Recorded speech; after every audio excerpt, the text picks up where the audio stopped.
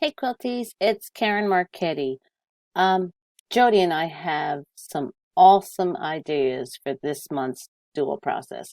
We're working on the Hourglass, and again, like always, you have a printable so you can practice with us. You can draw up your own designs. Just have fun. We'll both be sharing a simple version as well as a more complex version. So let's get started.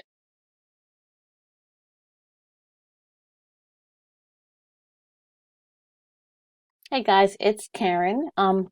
So on my simple version of the Hourglass, I'm going to zoom in on this just a little bit. So on my simple version, so I'm going to assume that I can fit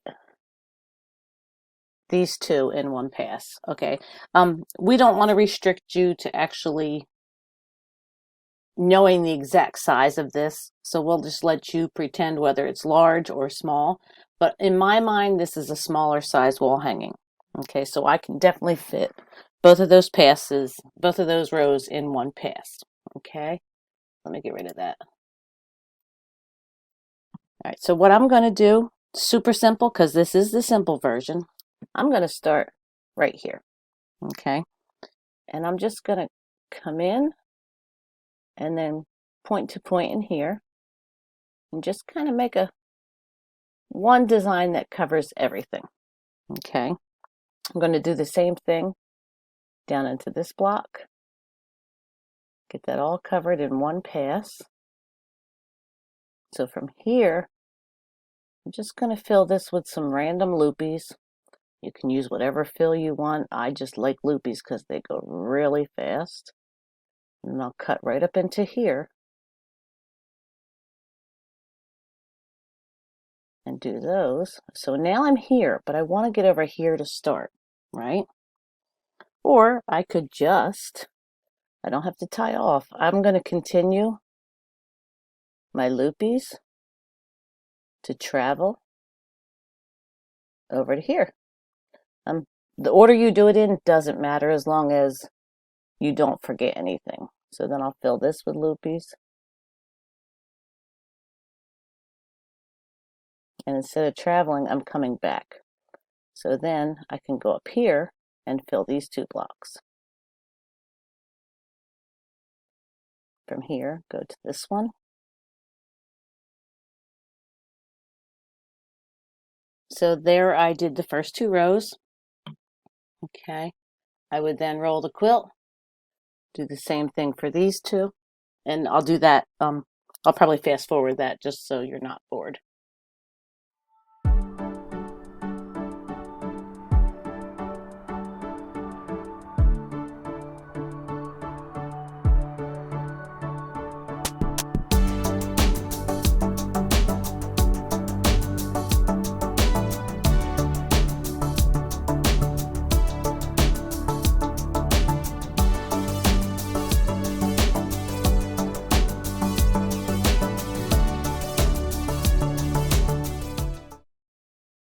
Okay, so now we have to do something with this inner border and this outer border. And again, it's a simple quilt, so you don't necessarily have to do anything in the inner border. But what I'm going to do, and I like to travel my borders, so I usually save them for last so that I can just go all the way around. So what I'll do is I'll put my needle down, and I'll just do a squiggly line, just through the center of that. How you want to do your corners is up to you. I like to just push it into the corner, that way it's consistent. So then I will do this side as far as I can go, leave my needle down, leave the needle down right there, gently roll it forward, continue on, do across my bottom, roll back up, leave my needle down, roll the quilt back up, and stitch up. So my needle's still down, okay? And as long as I don't run out of bobbin, I can keep going. So from here, I'm going to fill in this border as far as I can go with the loopies.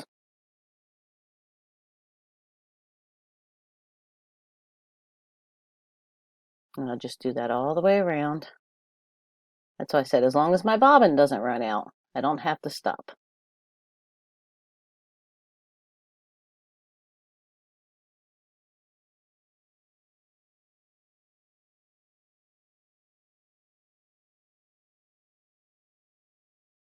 Continue it over to here. And of course I would stitch this much neater than I'm doodling it now. Leave my needle down, advance the quilt up,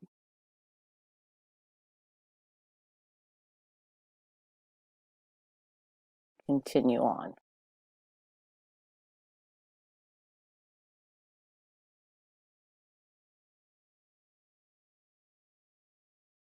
Nope, I'm off the screen there. Let me minimize this.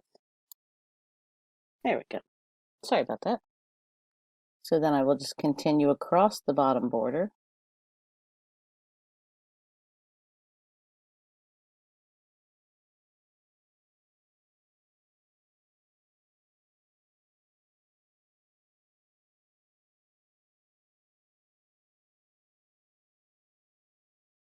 And come back up the other side.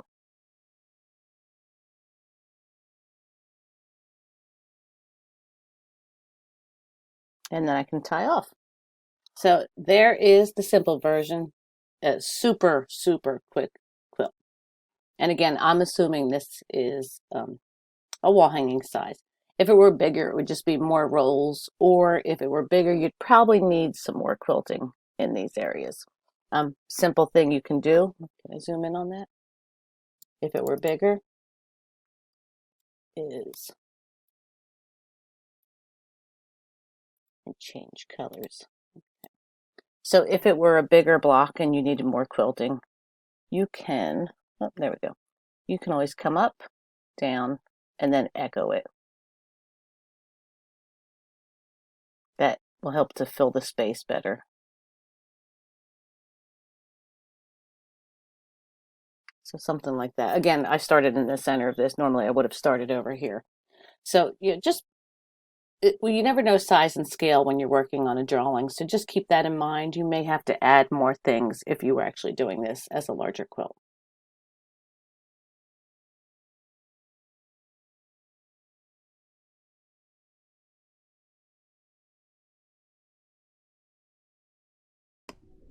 Hi everyone, it's Jodi. So for my simple quilting plan for the Hourglass quilt, I'm going to choose to do a design that's kind of a lot of leaves, and I'm going to add some swirls in there as well. And for this particular quilt, I'm treating it as, I'm going to pretend that someone wants to have custom, but they don't want to go over the top with the custom. We're not going to do any tight background fills. And as I look at this quilt, we're just going to assume that we can reach one row here only. So I would load this quilt, and the other thing that I thought about as I was coming up with an idea for how to quilt this in a simple custom design is figuring out a way that I can work my way across this entire row kind of nonstop. It's just going to make it a little faster. So what I came up with is this. And of course, because I'm going to do leaves in the body of the quilt, I am going to do some leaves for the border design.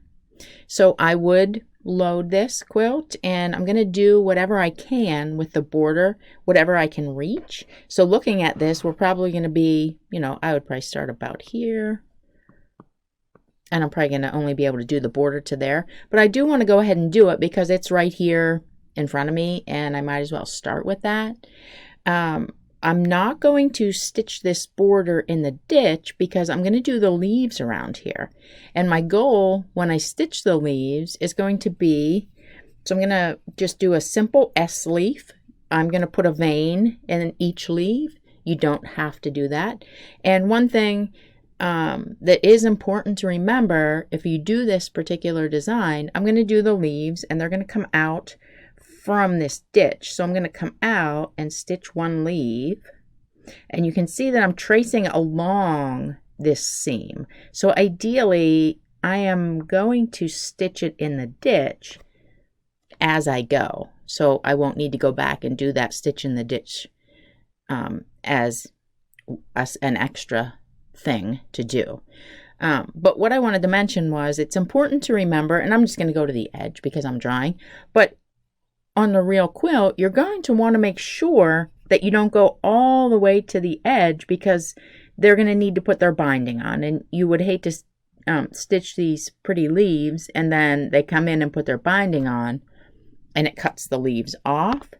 I think when I first started quilting, I would actually mark that. I'd just use, a cutting ruler, and I would just use a chalk pencil or whatever would show, and I would lay it down and kind of mark a line. So I just made sure that I didn't go beyond where their binding was going to be. But now, as the years go by, you kind of can just eyeball that. And I'll probably be going to the edge just because I'm only drawing on here. And I'm just going to do that. That would be my first step. I would start with these leaves and I'd just work my way around here. And I already forgot my spine. And when I come to the corner, you're going to have one weird one there because it needs to turn the corner. And that's okay because all leaves are different.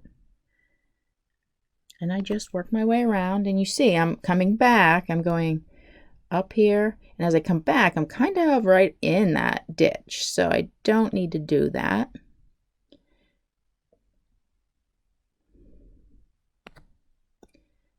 Keep going. I'm just going to go as far as I know I can reach. And again, this corner one might look a little different than the rest, and that's okay. It's just, it has to turn the corner. And then we're going to just right about here, I'm probably going to stop. I will go ahead and travel to here so that when I advance the quilt, I will be ready to go right into this next leaf. So I'm going to tie off, and then I'm going to come in and start working across this first row. So let me do each of these blocks so that you can understand how we're going to travel. I am going to start right here, and I'm going to start with some little leaves. And I'm going to fill each one of these. So the first one is going to just kind of go into the center. I'll go ahead and put the little spine in. And then I'm just going to fill each one of these little squares. Oh my goodness, it's wobbly. With a leaf. And then complete that first one. And then I'm just going to travel over to the center of the block right here. And at this point, I'm going to go ahead, I'm going to put a little swirl in here and then another bigger swirl out here to fill in that area. Do the same thing on this side. Back in. Now I'm going to drop down in here and do the same thing. So we already have, you're making that leaf, just kind of fill that square shape. Complete this first one. And then travel across that seam. Now, I did forget to say one thing. So I'm going to do the same design that we did right here in these bigger open blocks. It's just going to be larger. Because they're going to be larger, I'm going to do an extra echo inside each leaf to make sure that there's enough quilting. But because that is the open area where you're going to see the designs easier, and more, I do want to make sure that they're pretty all the same. So before I start, I would grab whatever marking tool, you choose to use and just kind of give yourself a little, I would just eyeball it. You have the seam here and the seam here. Just give myself a little marked line. So that is divided in 4. And I go ahead and mark all of these so I'm ready. A lot of times I will actually mark stuff like this because it's very simple marking. I would just mark this as I go. If it were more detailed marking, I would do that before I load the quilt. But in this case, I can just do it as I advance the quilt because I'm just putting a simple dividing line in there. Okay, so we've completed this first block, and we are just going to, because we traveled here, now we can do the same thing. Stitch this sleeve, put in our little spine. Oh, and I totally messed up. Sorry. Happens every time. So let's do that again. So we're going to stitch the first sleeve. And then I said I wanted to do another echo. So I'm going to go ahead and echo inside that, then add my spine. Next one. Because these are much larger leaves, so you want to make sure that you have enough quilting in there. Here, a second echo and a spine. Complete it. Another echo, spine, and then complete this sleeve. And the reason I did that last was because I just want to make sure that I travel again right through the center to start this block. And because we have that travel line in this block, I want it visually to be the same, carried through the entire row. I hope that makes sense. And then we'll just do the same thing on this one. I'm going to do my little leaves first.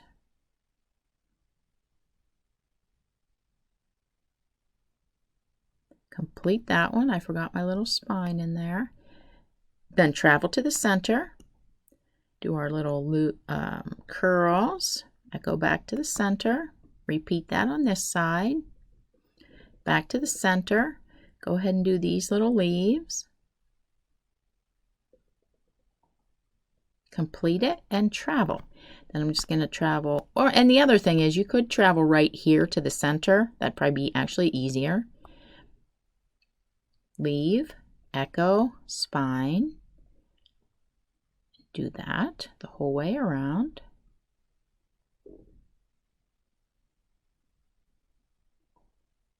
And then travel to the outside. At this point, I would tie off and advance my quilt. And we're going to pick right up where we left off. So usually, as far as the border goes, you could wait until the end to fill in the two sides. But with leaves, I feel like they're pretty easy to do as you go. So as I advance the quilt, I can just kind of eyeball here. So I would be now starting here. And I can kind of see that, okay, I can fit 2 here. And I can fit 2 there. So I would go ahead and do it as I go, just because, you know, that means that when we get to the bottom of this quilt, we're done and we can take it off. So I would start with that. It's just the way I like to do it. I would go ahead and start.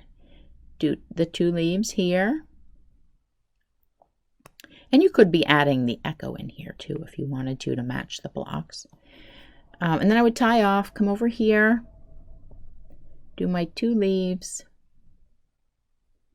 and then tie off. Come in and work my way again in the same way across this next pass. So I'm going to come in, do my big leave,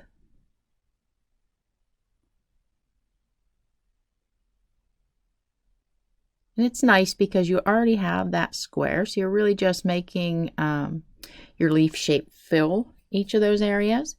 Travel across this center over to here. Do our tiny little leaves. Complete that. Travel to the center. Add our swirls. Back to the middle. Same thing on the opposite side. And then drop in here and do the little leaves. Complete that, travel to the center. Again, we're going to do into the middle and stitch these bigger leaves, the echo and the spine. And I think after, you know, like a pass or so, you're going to get the flow of this. And it goes very fast, which is nice, and it's pretty.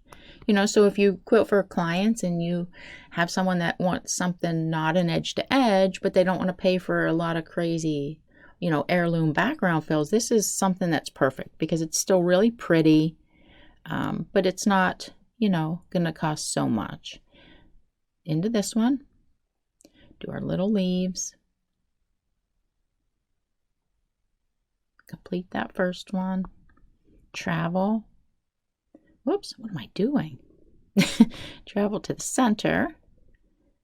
Our small swirl, a bigger swirl. And when I do these swirls, I am making a point. So as I make this little one, I'm going to cross over the piecing. So that's going to hold that down. And then as I echo back, I kind of try to make sure that I get enough quilting in there that it's going to hold that seam down in the piecing. And then we're going to go right into here and do our little leaves. Complete it and travel. And so I'm just going to repeat that entire process. Again, I would come down here. I'm going to add my leaves. And again, you could wait and do those all at the end if you want. I just like to kind of work fairly methodically and get these out of the way. Whoops, let me fix that one. That was pretty bad. Tie off, and then I'm going to come right here and do the same thing again. So let me go ahead and stitch these next 2 rows.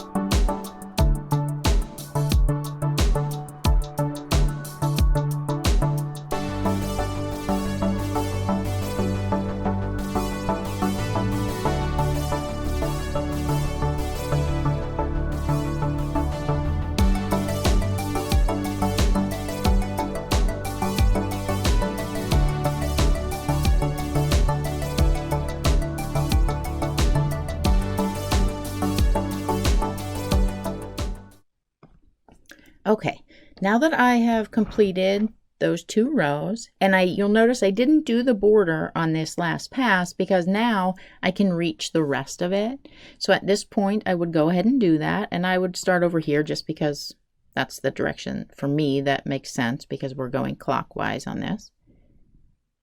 And I would go ahead and stitch in the rest of these leaves. Again, we have that goofy one in the corner, might get a little funny looking. Make sure that we kind of try to stay in that ditch, so it's essentially stitching it in the ditch for us.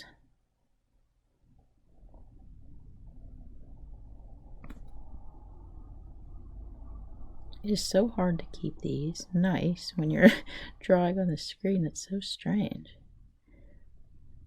I think because there's no resistance like paper or and a pen have. And it looks like I can fit 2 more, so that works out perfect. And I'm going to tie off.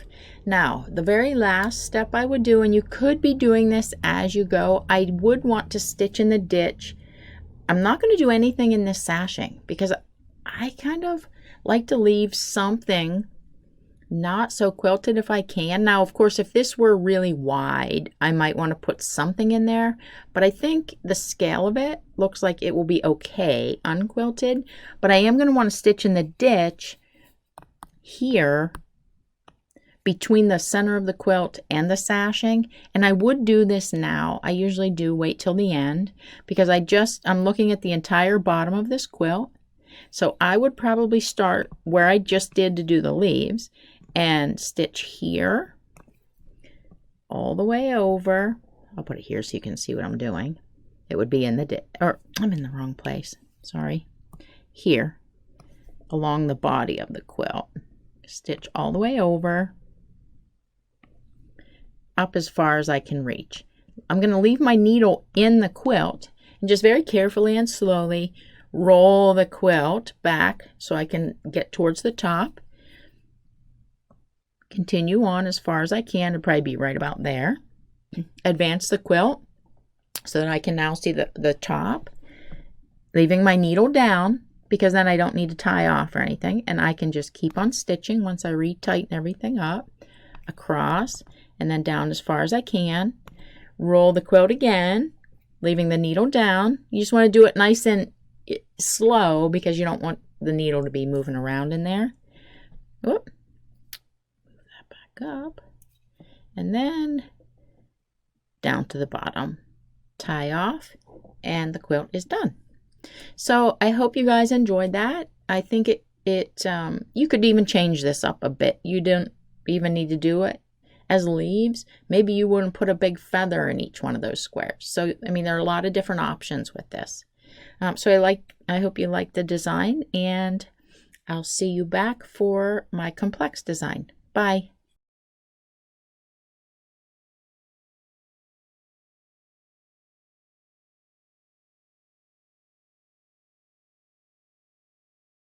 Okay, on my more complex version, um, I really love this quilt because I love all the open space of those alternating blocks, the plain blocks that are just alternating. So the first thing I would do on this is I would mark out some reference lines. I call them aiming lines. So, and I'm going to mostly use the piecing of the quilt for those lines. So from here, turn my pen on. From here, I'm going to go up, up, and these would just be chalk or pencil. And I'm just using those piecing seams, imagining breaking that one in half to mark this out to the border. So if I brought that one straight across, it would be about there. Just chalking these lines so that we have reference aiming points.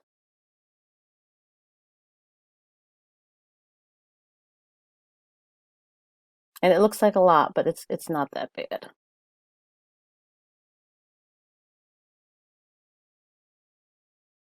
And you'll see why these are going to help in a minute.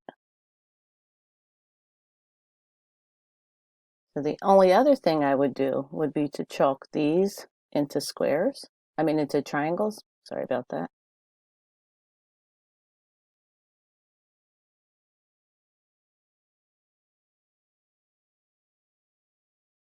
Of course, we'd be a little neater with our marking lines.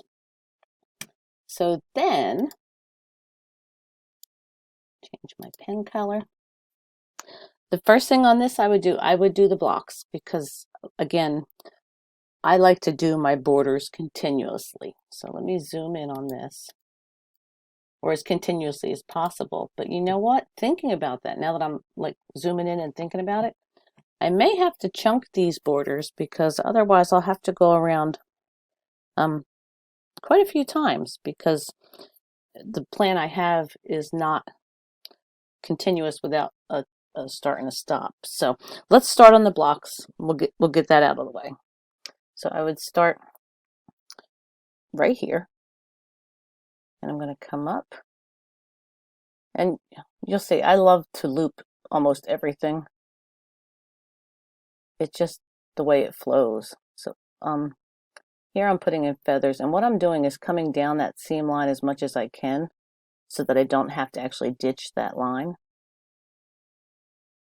Put my swirl in, curl up, and when I feather, I come down that line. So almost like a faux ditching.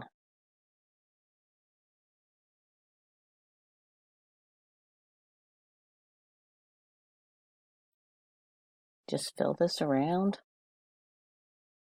point to point in the white squares. So now I'm here, and I'm going to do this one. Just do it in reverse. So this one I'm doing the feathers first. It doesn't matter if you do that little swirly first or the feathers, does not matter, whichever works for you.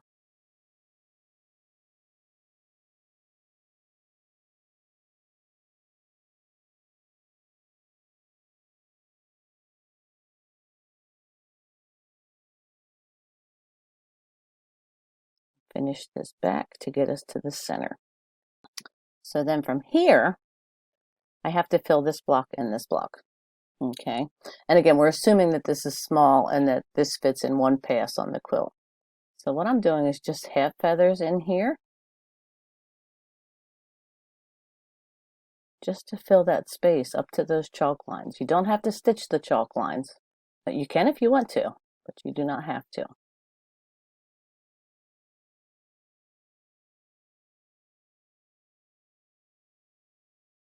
And then I'm going to ditch this block. So from here, I'll go to this one and put these feathers in.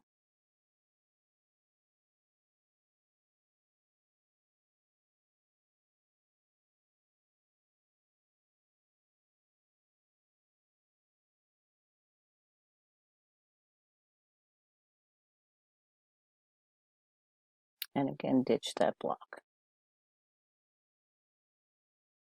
So I would have to tie off and then come over to here. So I'll repeat this one again. Starting here, I'm going to loop up.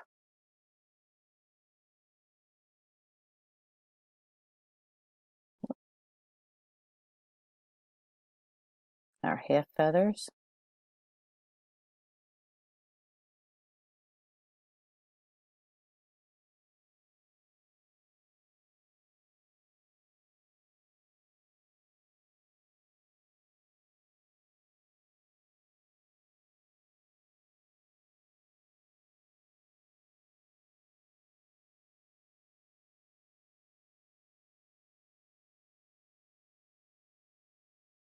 Just bringing those feathers in and kind of ditching as we go. Loop and then point to point and loop, point to point.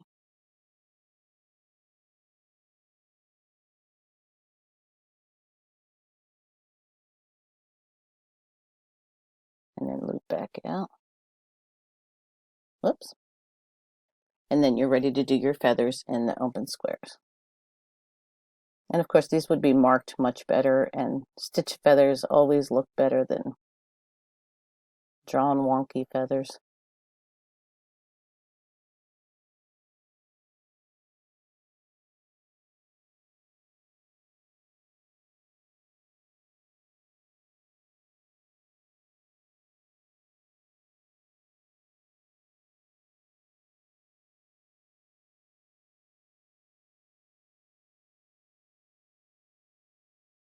Finish that around that edge.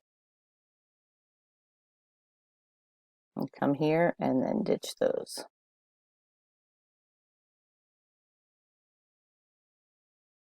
And I mean, if you want to stitch those cross lines, you can if you want to. I just like how it looks without them stitched, but again, that's totally personal preference. So before I advance this quilt, I think I'm going to do at least the part of the borders. I might leave that last edge to finish. So the inner border, to work on the inner border, I'm going to repeat that point to point right there. And then using those chalk lines, I'm going to just do little arcs across like that. You can totally use a ruler to keep them very similar. And then come back and just aim for those chalk lines. And you get a little pattern called egg and dart, which I like to use this a lot because this little shape here mimics this shape here. And I just like that little cohesion in the quilt. So then, hey, I totally forgot to chalk something. Wow, this is how it happens in real life, guys. I'm not kidding you. I forget stuff halfway through. So let me change back to my chalk. What I want to do is chalk these lines like this. Just diagonals.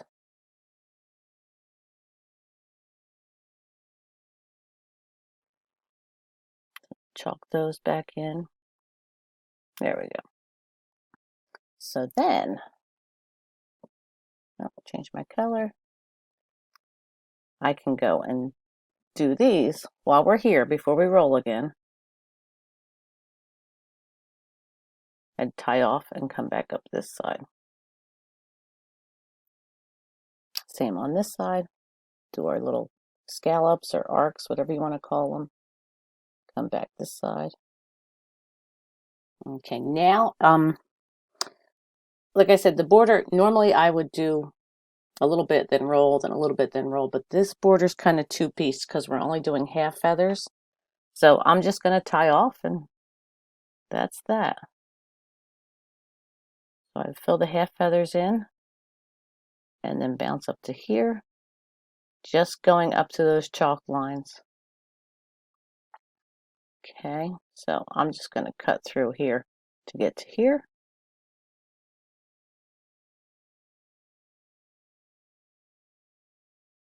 Fill in those half feathers.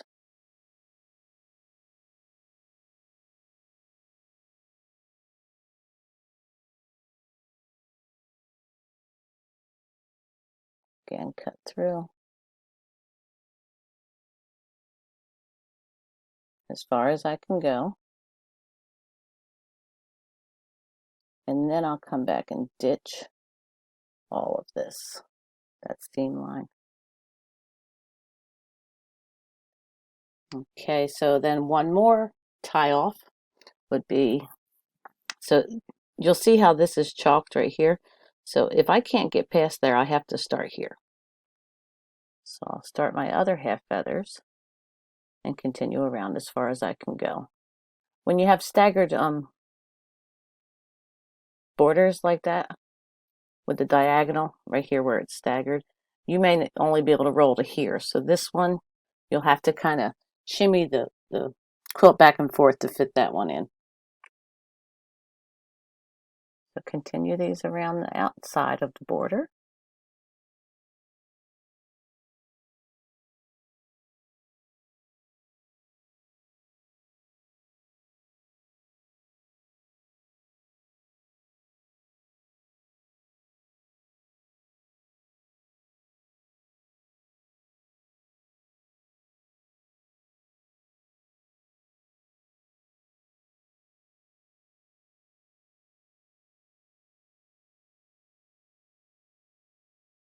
So again, this is probably as far as I can go. So we will roll the quilt down and do it all again.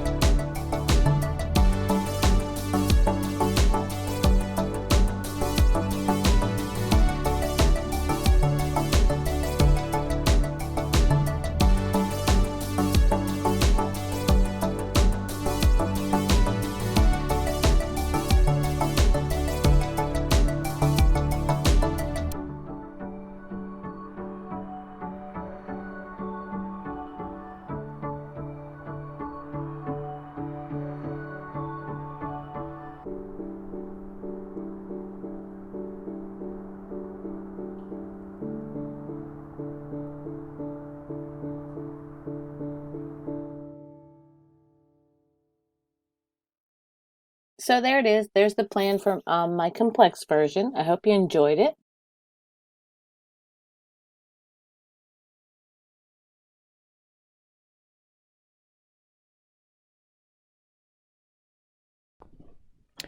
Hi, it's Jodi again. We are now going to do a little more complex quilting plan for this hourglass quilt.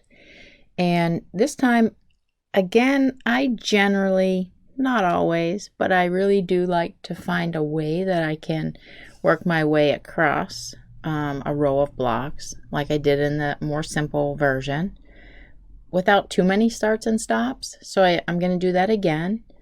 On this one, I'm going to be able to work from the left side of the quilt here all the way across before we have to tie off. Not that that's all, I mean, you don't always have to do it, but if I can do it, I like to. It's just in the interest of saving time. One other thing I would say with this one is that I will stitch in the ditch on both sides of the sashing and around each of the individual blocks, meaning I will stitch in the ditch here. And generally, I'm not going to do it on each one just to save a little time. But I would start every block by, no matter where I start, I'm going to start here. I would go ahead and stitch this in the ditch first and then proceed with what I'm going to do. And I would do that with each block as we go along. So I would, again, like I did in the simple version, I would do what I can on the border.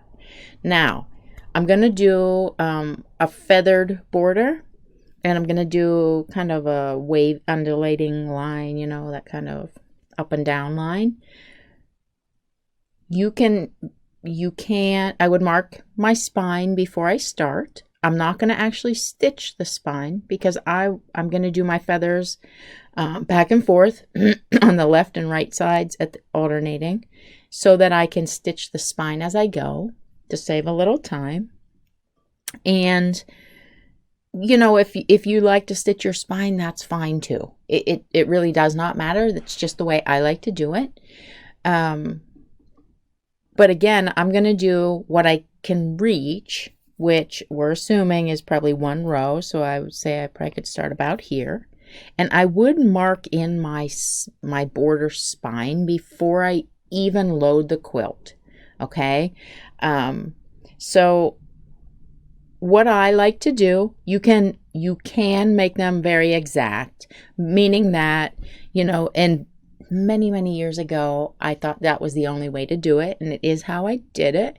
And if you want yours to be very symmetrical, you can do that as well. Meaning, I would mark the center here, and then using some sort of template, I would mark like down, up. What I don't like about doing that is that I'm not a math person, and you know, not all quilts are the same, and then figuring out how many fit always just was mind-boggling for me. So what I realized eventually is that when you look at a quilt, as long as the corners are the same, it really is where your eye is drawn.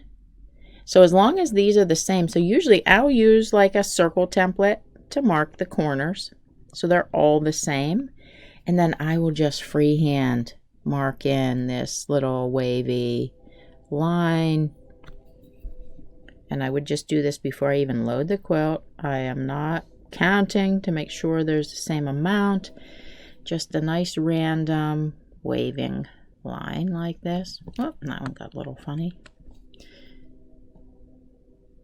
Keeping it, you know, in the center-ish.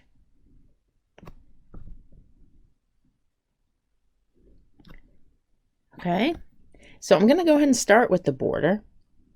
And like I said, I'm going to do my feathers alternating. I'm going to do long arm feathers. You can do heirloom feathers. Whatever style you like will work. And so I like to do both sides at once, because as I draw back down, that's going to stitch the spine, which means I don't actually have to stitch the spine and then tie off and come back and do the feathers. And I'm just going to work my way around here. Sorry, they're a little messy on here. Work my way the whole way as far as I can reach. Just going to be about, and I usually will actually mark myself a little line like I did here, because there's nothing worse than going a little farther than you can reach, and then you have like a flat feather that you have to rip out.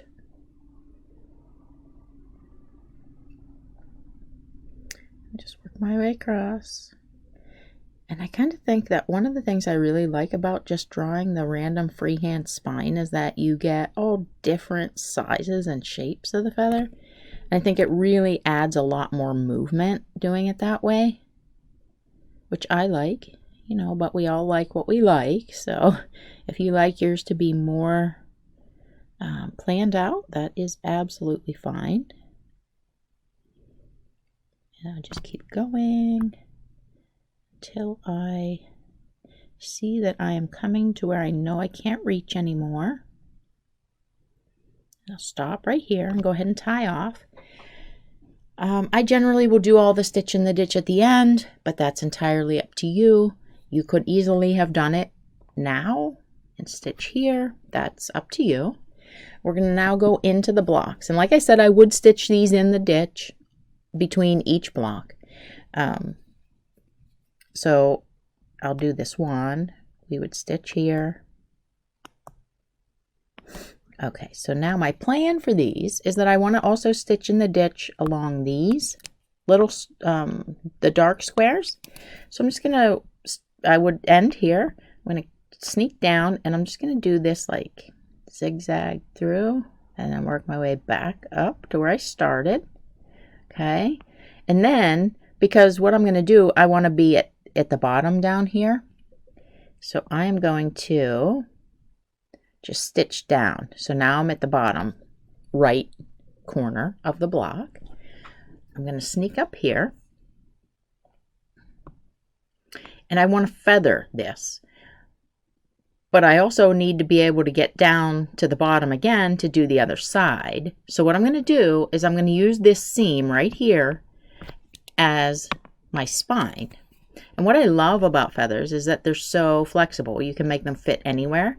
I'm going to fill in this side back and forth as I go. And you can stretch them out to fit anywhere. Then I'm going to stitch the spine to get down. Travel. I'm going to come over here and do the same thing.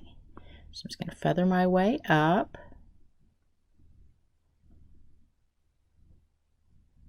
One last one, travel down over to here. Now on these alternating blocks, I want to frame those. I want them to look so they really are separated from the pieced blocks. So I'm going to go ahead and come in and I'm going to do a 1/2 inch frame. So when I come to the other corners, because I traveled in from this corner, I want to make sure I remember to go out and back so that they're all the same. Out and back, out and back. Complete the frame. Now I'm going to grab my marking tool, whether it's chalk or a marker, whatever I happen to be using, and I'm going to go ahead and mark in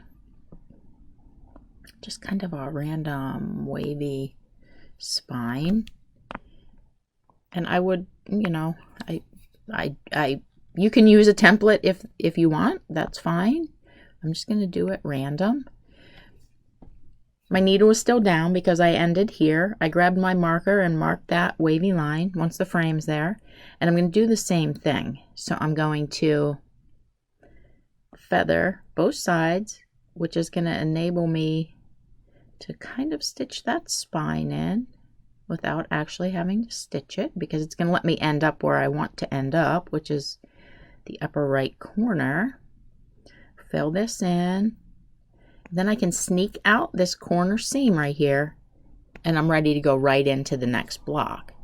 So I'm going to snake my way down to the bottom, stitching these colored dark squares in the ditch, stitch down through the center, come up, do my feathers. So it just able to work my way the whole way across the quilt. Stitch down that seam line, down, over, do the same thing here.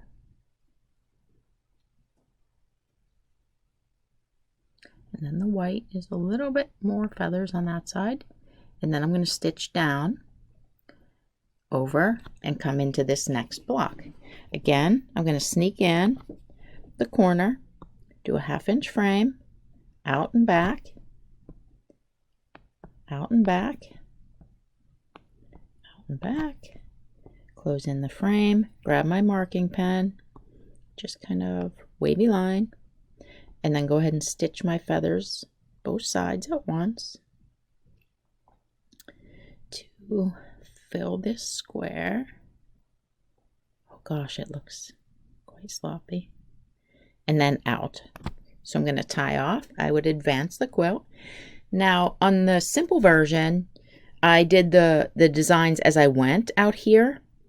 This time I'm not. I mean, I will have basted down the side of my border here when I advance, and usually I'll put a couple of pins in here just to make sure it all stays together in the right place, nothing shifts. And then I'll go back and do that at the end, because feathers are a little more difficult, I find, to match up when you're going backwards like this way. So I'd rather do it all at once, and it'll make more sense when we get to the end. So I'm just going to do this next row of blocks after I've advanced. This time we're going to come in, stitch the frame. We're just going to do the same thing. Again, grab my thing, mark a little spine, and feather my way up that, filling in the block. I mean, it would be pretty. You could even put like a feathered wreath in there if you wanted. But I think that because I did the random wavy border, the random wavy blocks kind of bring it all together. We're going to come right into this one. Of course, I would, like I said in the very beginning, I would stitch this block in the ditch first. Then I'm going to do these little squares over, come down to the bottom, come up, feather,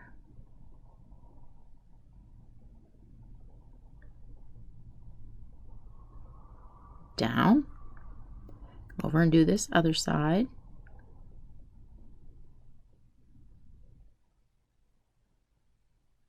down, travel, and right into this next block with our little 1/2-inch frame.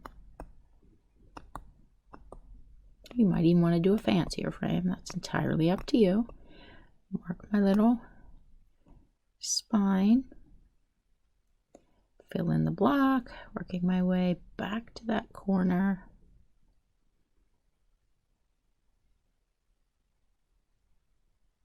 Out and right into this next block. Again, stitch the dark squares in the ditch.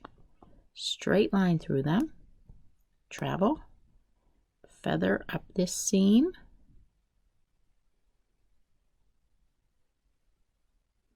back down, travel. Let's get to this side and fill this one in.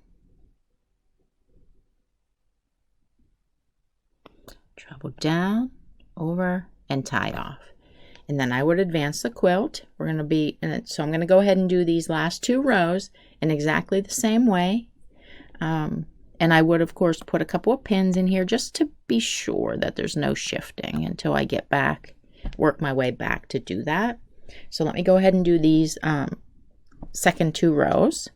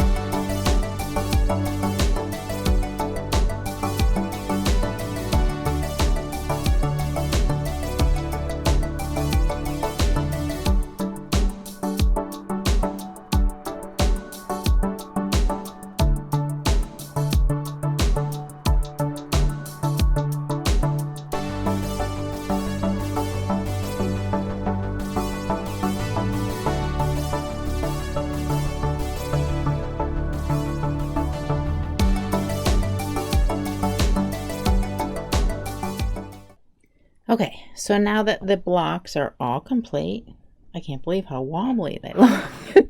But now, because I'm at the very bottom of the quilt, I'm going to go ahead and start, and probably I'll be able to reach about here. So I'm going to go ahead and start and feather from here all the way over because it's what I can reach. And again, I'm not going to stitch that spine because I'm going to let that happen with the feathers. Just work my way the whole way around.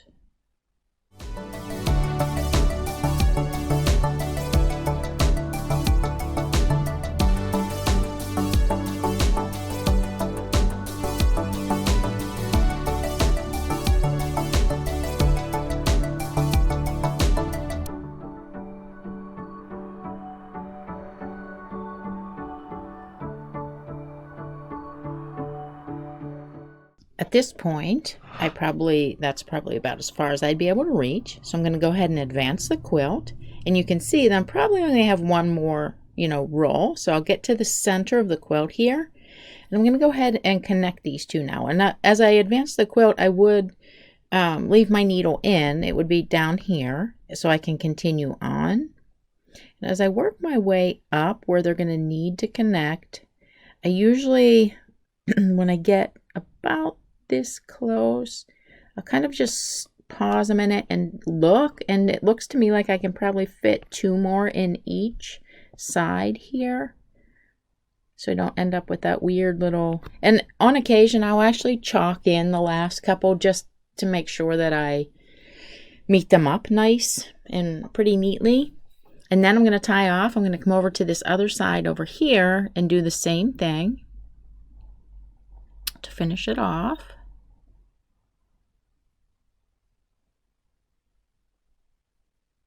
Coming to the end here. And again, I would kind of just pause and see, okay, so it looks like I could fit 3 more in there, probably 2 here, and that completes the border.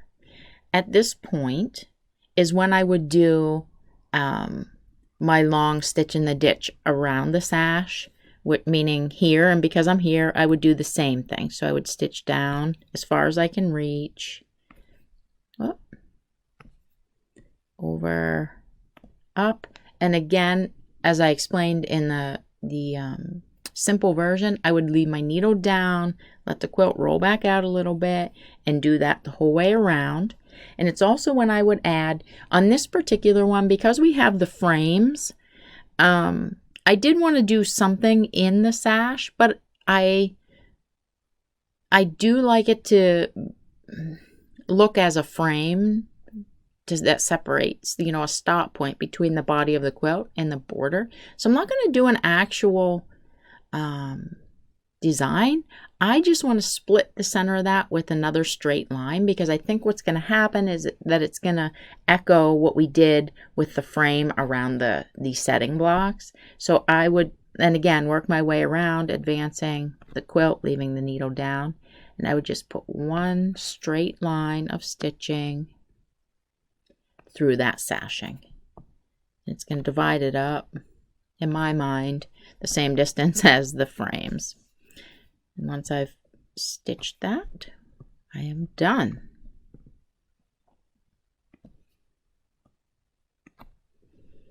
Okay, so even though this one's a little more quilting and it has a little more complex look to it, and we had to use a ruler to stitch the frames, it also flows, the quilting process of it flows pretty quickly, I think. So I hope you guys like that design.